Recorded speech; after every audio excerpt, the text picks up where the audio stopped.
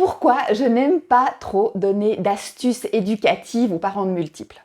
Alors pourquoi ce sujet des astuces, il est important? Bien sûr, parce qu'on me demande assez souvent des astuces. Et puis parce qu'il dénote en fait une tendance qu'on a comme parents, moi aussi, de vouloir réparer nos enfants, leurs défauts avec des outils un peu comme une voiture. Donc il y a ce mythe en arrière-fond qu'avec les bons outils, les bonnes astuces, il y aurait plus de crise, plus d'opposition, plus de désaccords. Mais honnêtement, dans ce but, il faut peut-être plutôt prendre une plante verte. Donc des outils en soi c'est bien, mais il faut savoir les utiliser et puis surtout il faut qu'ils nous conviennent. Moi par exemple, la médiation entre enfants c'est un très bon outil, mais c'est pas mon favori. Donc, avoir des outils éducatifs en plus, souvent on peut s'en passer si on a des attentes réalistes et une perception de soi et de son propre monde intérieur qui est juste.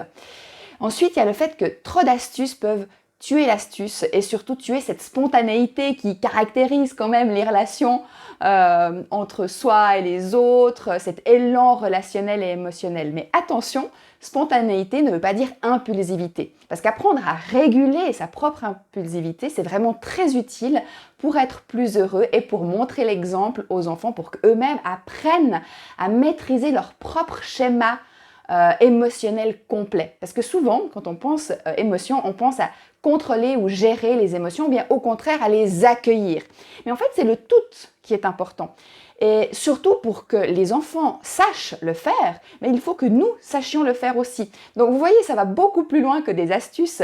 Et si vous voulez vraiment un changement qui soit à la fois profond et durable, plutôt que de mettre des sparadraps sur les problèmes de surface, eh bien c'est le développement d'une capacité intérieure préexistante que vous avez, mais qui peut être plus ou moins embryonnaire en fonction de ce que vous avez reçu de vos parents, à savoir percevoir, identifier et ensuite utiliser correctement vos propres messages émotionnels, c'est ça qui va faire la différence. Donc c'est pas un outil externe qu'on applique à ses enfants pour qu'eux ils fassent ce qu'on leur demande. C'est apprendre à devenir notre propre outil pour vivre la relation avec nos enfants d'une manière fluide, légère, en accord avec soi et puis en restant dans l'amour, même si il y a des désaccords ou des moments désagréables.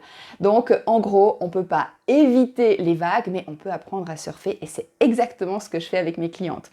Alors, si ça te parle parce que tu te sens prête à entreprendre ce changement en profondeur dans ta relation avec tes émotions et avec tes enfants, contacte-moi et on discutera pour voir si je suis la bonne personne pour t'accompagner sur ce chemin. À bientôt!